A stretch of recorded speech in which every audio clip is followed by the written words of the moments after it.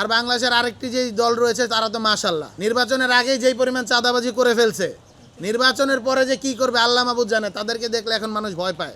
অসংখ্য ঘটনা ঘটেছে, বিশেষ করে ইন্টারিম ইউনূসের যে গভর্নমেন্ট, সেই গভর্নমেন্ট সরকার কম বুদ্ধিজীবী বেশি। তারা প্রশ্নগুলোকে এমনভাবে রাখছে এবং এইটার যে ল্যাঙ্গুয়েজ, সেটা কলকাতা থেকে আমদানি করা ল্যাঙ্গুয়েজ, এটা সাধারণ বাংলাদেশিদের ল্যাঙ্গুয়েজ এই ধরনের না। আমরা আসলে একটা জিনিস দেখতে পাচ্ছি, বাংলাদেশ রাষ্ট্রকে নিয়ে আসলে ছিনিমিনি খেলা হচ্ছে। যে আসে সেই ছিনিমিনি খেলে। এখানে যারা ঋণ খেলাপি তারা নির্বাচন করে। বাংলাদেশের প্রধান একটি রাজনৈতিক দল জামাত ইসলামের আমির টুইটারের মাঝে হলো গিয়া নারীদেরকে নিয়ে অশ্রাব্য মন্তব্য করে, পরবর্তীতে বলা হয় সেটা আসলে হ্যাক হয়েছে। আমরা দেখতে পাচ্ছি বাংলাদেশ রাষ্ট্র একটি ক্রান্তিকালে দাঁড়িয়ে আছে, একই সাথে একটি যুগ সন্ধিক্ষণেও দাঁড়িয়ে রয়েছে। বাংলাদেশের যে এই ভূখণ্ডের দীর্ঘদিনের লড়াই আমরা দেখতে পেয়েছি, সেটা ইখতিয়ার উদ্দিন মোহাম্মদ বিন বখতিয়ার খিলজির সেই বাংলা বিজয়, তারও পূর্বপর সময় থেকেই এই ভূখণ্ডের মানুষ লড়াই করছে।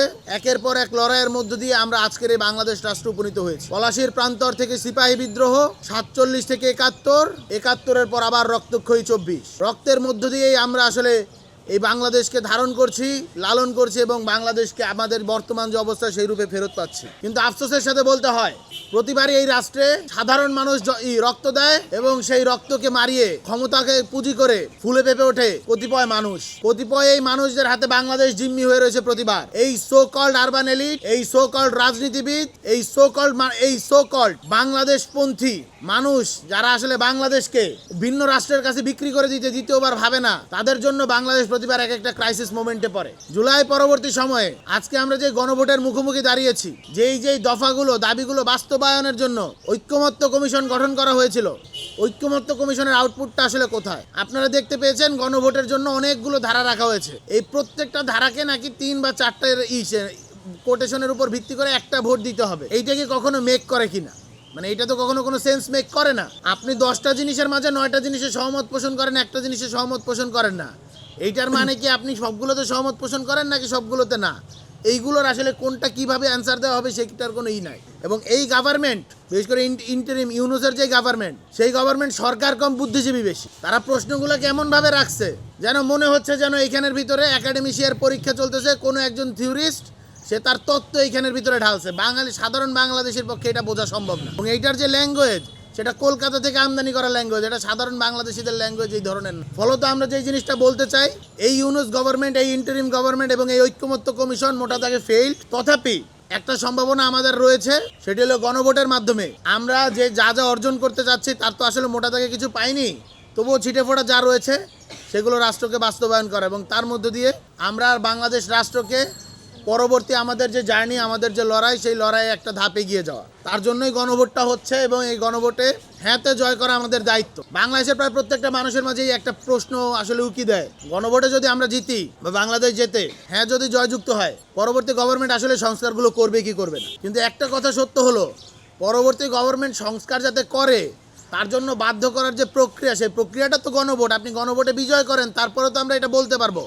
আপনি যদি গণভোটে বিজয়ী না করেন, তারপরে বলেন যে সংস্কার করবে কি করবে না, সেটা তো আসলে সেন্স মেক করে না। ফলত আমাদের যে আগামীর লড়াই, সেই আগামীর লড়াই নিশ্চিতে গণভোটকে হ্যাঁ করা, গণভোটের হ্যাঁকে বিজয়ী করা অত্যন্ত জরুরি এবং এর কোনো আসলে বিকল্প নাই, এর আসলে বিকল্প হইতেও পারে না।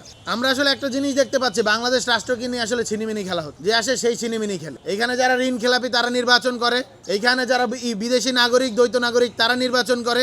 এইখানের ভিতরে হলো গিয়া বাংলাদেশের প্রধান একটি রাজনৈতিক দল জামাত ইসলামের আমির টুইটারের মাঝে হলো গিয়া নারীদেরকে নিয়ে অশ্রাব্য মন্তব্য করে, পরবর্তীতে বলা হয় সেটা আসলে হ্যাক হয়েছে। হ্যাক হলে আপনারা তো আইনি ব্যবস্থা নেন নাই, জিডি করছেন সাধারণ। এগুলো আসলে আমরা বলবো আই ওয়াশ। আপনাদের যদি স্ট্যান্ড ক্লিয়ার থাকে, আপনারা যেই ধরনের অ্যালিগেশন আনছেন যে রাষ্ট্রপতির দপ্তর থেকে আপনাদের কাছে একটা ফিশিং মেইল দেওয়া হয়েছে, এটা তো বাংলাদেশের 1 নম্বর ইস্যু হওয়ার কথা। জামাতের যেই পরিমাণ হলো গিয়ে অনলাইন মিডিয়া ন্যারেটিভ তৈরি করার ক্ষমতা রয়েছে, তারা চাইলে এই মিডিয়া ন্যারেটিভ তৈরি করতে পারে, তারা কেন করে নাই? আমরা মনে করি যে এইখানের ভিতরে আসলে যদি কিন্তু রয়েছে। এবং জামাত ইসলামী ঐতিহাসিকভাবে আমরা দেখতে পেয়েছি একই একটা কাজ করে 71 নিয়ে তাদেরকে যখন প্রশ্ন করা হয়, তারা এভাবে হলো গিয়ে একটা ভাষা উত্তর দেয়।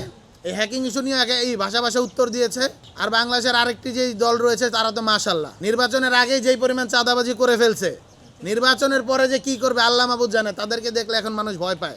অসংখ্য ঘটনা ঘটেছে, আপনারা জানেন। মানে এইটা লিস্ট করলে আপনারা যদি হলো গিয়ে বিএনপির চাঁদাবাজি নিয়ে হলো গিয়ে একটা সার্চ দেন গুগলে, কতক্ষণ যাইতে পারবেন আমরা জানি না। মানে রেলগাড়ি যত বড়, তার থেকে বড় হলো গিয়ে আপনারা নিউজ মিডিয়া স্ক্রল করতে পারবেন। এইরকম আসলে হলো গিয়ে ঘটনা। ফলত আমরা রাষ্ট্রের কাদেরকে ট্রাস্ট করব সেই জিনিসটা রয়েছে। আর এনসিপি তো নতুন একটা সম্ভাবনা জাগায় তারা পরবর্তীতে জামাতের কোলে উত্তীর্ণ হয়েছে, তাদের নিজস্ব কোনো স্ট্যান্ড নাই, নিজস্ব কোনো বয়ান নাই। ফলে দেখা যাচ্ছে যে আমাদের যে রাজনৈতিক যে সম্ভাবনা জুলাই পরবর্তী সময়ে আসলে তৈরি হয়েছিল, সেই জায়গায় বাংলাদেশের জনগণ আশাহত হয়েছে। তথাপি আমরা স্বপ্ন দেখতে চাই, ওই যে কয়েকটা প্রবাদ আছে না, আশায় বাঁচে চাষা, আমরা আসলে সেই চাষা প্রত্যেকবার ঝড় বাদল বৃষ্টির পরেও আমরা আসলে সেই আশা নিয়ে বাঁচতে চাইছি।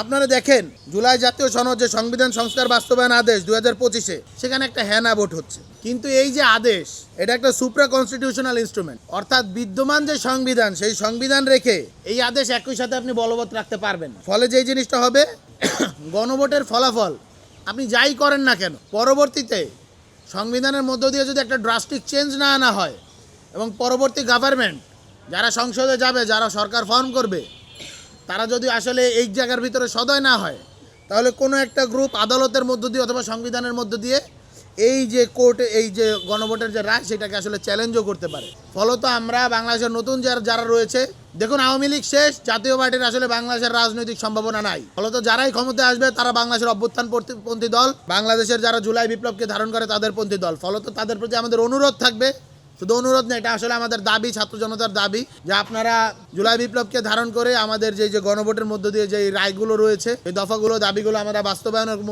মুখে যাচ্ছি, সেগুলো আপনারা বাস্তবায়ন করবেন। এগুলোতে যাতে কোনো প্রকার আইনি জটিলতা না আসে সেই জিনিসগুলো আপনারা নিশ্চিত করবেন।